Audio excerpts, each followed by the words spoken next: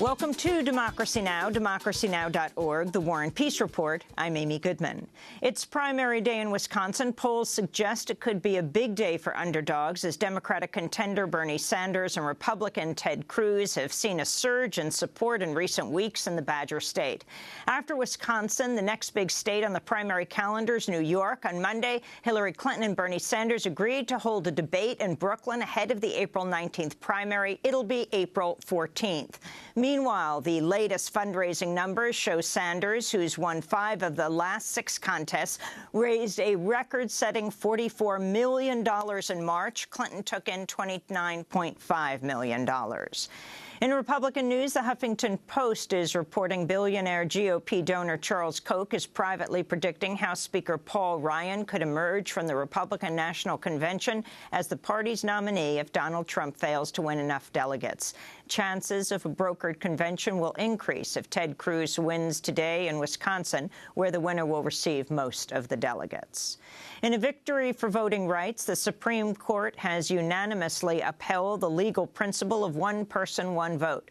The justices rejected a challenge by conservative activists who wanted states to be able to redraw districts based on eligible or registered voters as opposed to total population.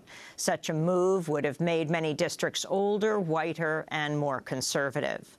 California Governor Jerry Brown and New York Governor Andrew Cuomo both signed legislation Monday to raise the minimum wage to $15 an hour in the coming years. Governor Brown spoke in Los Angeles. So this is about economic justice. It's about people. It's about creating a little tiny balance in a system that every day becomes more unbalanced. And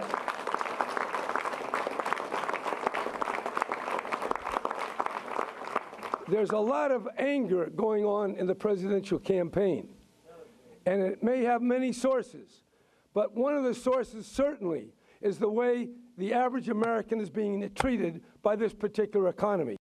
In New York, presidential contender Hillary Clinton joined Governor Andrew Cuomo at a victory rally marking the minimum wage increase. We need to build on what has been accomplished here in New York and go all the way to Washington and raise the minimum wage for everybody in America. While Hillary Clinton called for the minimum wage to be increased across the country, she's not endorsed a nationwide minimum wage of $15 an hour, a position held by Bernie Sanders. In Iceland, over 10,000 protesters took to the streets Monday, calling for Iceland's prime minister to resign after it was revealed he'd benefited from offshore investment accounts in tax havens. I'm just protesting the corruption of the government and that the Prime Minister has been hiding his money in Tortola and lying about it. The Financial Minister has also been lying about his participation in secret companies, and everybody is just fed up with this. Details of Icelandic Prime Minister Sigmundur David Gunnlaugsson's offshore account were exposed Sunday as part of the Panama Papers, a massive journalistic expose revealing how a Panamanian firm had set up a global network of shell companies for heads of state, politicians, CEOs, and celebrities to store their money offshore to avoid taxes and oversight. We'll have more on the Panama Papers after headlines. In southeastern Bangladesh, police opened fire Monday on a large protest against the construction of 2 Chinese-backed coal plants on the edge of the world's largest mangrove forest. At least 4 people died, but activists in the area say the death toll may be higher. The United States is publicly criticizing Israel for continuing to demolish Palestinian homes in the West Bank. According to the United Nations, at least 41 structures were destroyed in March, including a school. State Department spokesperson Elizabeth Trudeau addressed the issue on Friday. We are concerned about the demolitions undertaken by Israeli authorities that continue throughout the West Bank and East Jerusalem. These actions are indicative of a damaging trend of demolition, displacement, and land confiscation, and alongside settlement-related activity and continued construction undermine the possibility of a 2-state solution. They also call into question the Israeli government's commitment to that 2-state solution. On Monday, Israel demolished 3 more homes owned by families of 3 Palestinians who were killed after fatally attacking an Israeli officer in February. Ahmad Khmel said the Israeli authorities only gave his family 30 minutes before the home was demolished. The occupation forces raided our house at 1 a.m. and asked us to empty it in 30 minutes because they want to demolish it. I was not ready and the house was not empty. I moved the furniture outside and they started to demolish it after 30 minutes. This is a discriminatory crime. Anti-IMF protests were held in Greece yesterday, days after WikiLeaks published the transcript of a recent conference call of 3 senior IMF officials discussing tactics to apply pressure on Greece, Germany and the EU to reach a debt deal in April. During the call, one IMF official said some kind of, quote, event was needed to force Greece into concluding talks over its debt reforms. While Greece's finance minister met with lenders in Athens on Monday, protesters gathered outside. This is Panagiotis Lafazaras, leader of the Popular Unity Party. This country doesn't need bailouts. It needs freedom, democracy, independence, sovereignty, justice. That's what we are fighting for and protesting over, and we will win. A new U.S. government study is predicting tens of thousands of people in the United States will die prematurely each year from heat waves and other extreme weather events like hurricanes and floods unless the world takes urgent steps to address the climate crisis.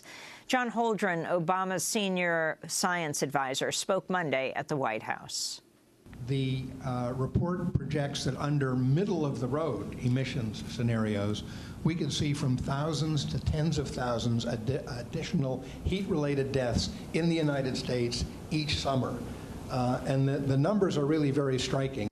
The state of North Carolina could lose billions of dollars in federal funding for schools, highways, and housing following the signing of an anti-LGBT law known as the Bathroom Bill. HB 2 bars North Carolina cities and towns from passing laws prohibiting discrimination against LGBT people in public accommodations.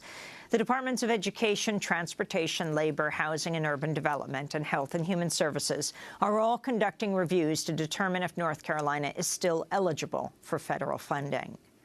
The Board of Trustees at Princeton University has announced it'll keep former U.S. President Woodrow Wilson's name on campus buildings despite student protests about his segregationist beliefs.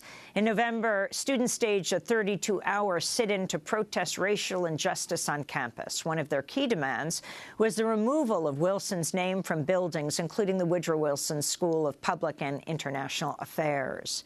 And finally, the CIA has admitted it accidentally left explosive material under the hood of a school bus in Loudoun County, Virginia, after a canine training exercise at a local high school. The bus was used to ferry students to class 2 days last week before the explosive material was discovered. And in Mexico, environmental activist Gustavo Castro Soto held his first news conference Monday since returning to Mexico, a month after he survived an assassination attempt that left fellow Honduran activist Berta Cáceres dead. At the time of her death, Cáceres was campaigning against a hydroelectric project in Honduras. Castro said she and her indigenous activist group COPIN were targeted for their political activity. In the case of COPIN, and in Berta's case, it's another example of how multinationals and major parties who have an interest in mining are involved in the criminalization, death, and human rights of indigenous peoples. We support the request of the family for a group of independent experts to have an exhaustive investigation, not just for Berta's murder, but for the process of criminalization and deaths and massacres against COPIN. And those are some of the headlines. This is Democracy Now!, democracynow.org, The War and Peace Report. I'm Amy Goodman.